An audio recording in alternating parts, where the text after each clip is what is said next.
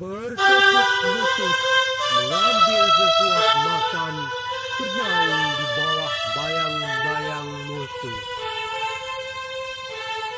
adalah sebuah kesuksesan bagi penjajah apabila rakyat yang dijajahnya sudah menganggapnya sebagai tempat bergantung dan meminta.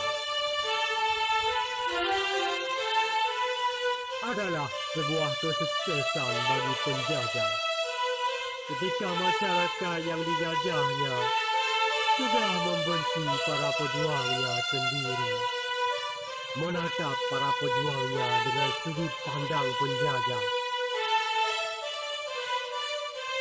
Terkadang para pejuang yang tamat akan berhasil dihujani dengan harta benda, akan berhasil dihujani dengan harta benda kekayaan oleh para penjajah. Sementara para pejuang yang baik-baik akan terus diawasi sampai dalam selimutnya pun tak pernah terlewatkan kabarnya.